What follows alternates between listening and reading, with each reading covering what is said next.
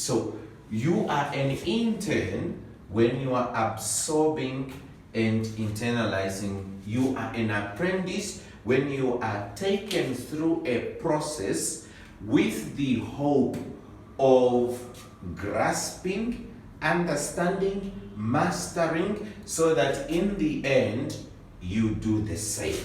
Okay? You are a follower. A follower means somebody is ahead of you, somebody is leading the way, somebody is commanding, somebody is directing, somebody is in charge, but you just comply. You just comply and obey, trusting the person who is ahead of you. A good example of a disciple of Jesus Christ is, as a follower, it is like that of somebody when you are going to Venil and you don't know where Venil is. But Philemon knows where Venil is. But both of you have got cars.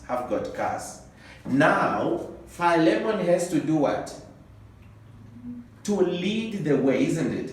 And then you follow. But what it means is you must make sure that you do not allow anybody to go between the two of you. Otherwise, what will happen?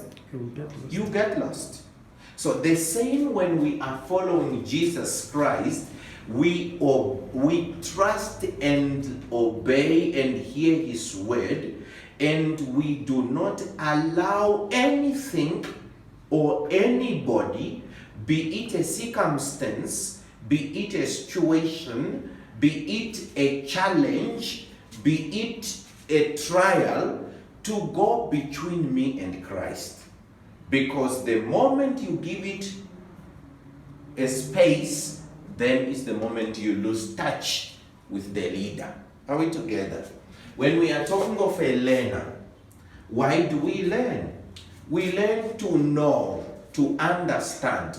And in the case of Christ and us being his disciples, the two important aspects has to be taken into consideration. One, our mind, our intellect. We need to understand. We need to get to reason around the concepts of faith and of believing in Jesus Christ. We need to know, who is this Jesus? Why do we believe in this Jesus? Where are we heading with him? What if I don't believe in him? That is reasoning, that is critiquing, that is questioning, that is mind at work, isn't it? That's our intellect. The second thing is then the issue of the heart, the issue of the soul, of the spirit. And that is now conversion, what is called conversion. Because just to have a head knowledge of who Jesus is and mastering his word and his ways, yet giving no place of such word to minister to your heart, to your life, to change you, to transform you, to mold you, it is useless. We need, as much as we understand, as much as we strive to grasp the concept and get to know, we should then be open. Pray that the Lord will open us up to this word of life of Christ, so that they will be able to transform and mold us in the way of Christ. A person who does a will of someone, that's very good, that's very true. A disciple is a servant, A servant carries out the orders of who? Of the master, correct? Are we together? Are we making any sense? Are we going somewhere? Okay. The servant carries out the orders of the master. Everything that the servant does is what the masters have commanded.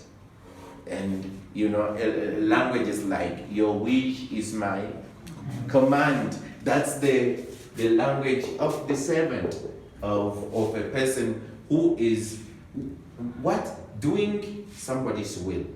When you do the will of someone, what does that mean of you? It means somehow, generally, you are stripped of your own rights, isn't it? Yeah. So what we are saying here is, my own self is surrendered and subjected to the authority, to the leading, to the command, to the will of my Lord, who is Jesus Christ in this case. Are we together? So that whatever I am living up to, I'm not living up for my own glory. I'm not living up for my own name, to make a name for myself. I don't worry whether people know me or they don't, as long as they know my master. As long as my master is glorified. As long as the will of my master is carried out. And then that is what it means here. But I said this is just an introduction that we are doing. And of course, from next week we will be doing deeper and learning from the life of Christ. But there is a concept of free, some people will speak about free will. What about free will? Free will is when people say, well, but God has given me the freedom to choose what I want and what I do not want. All right? So, yes, we will talk about it. We will talk about it.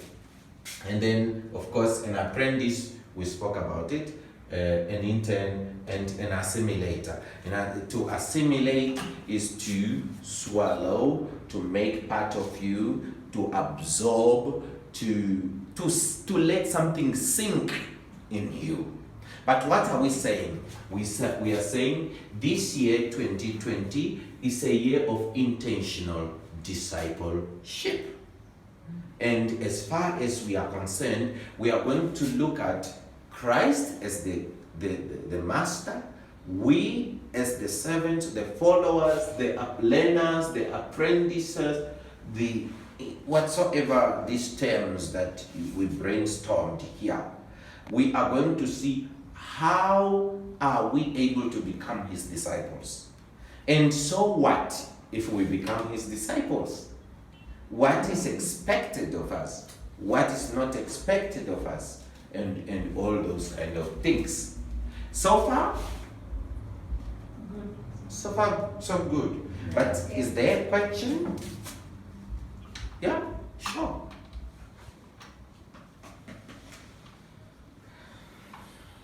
Well, is there a question so far? Okay, for today, I am going to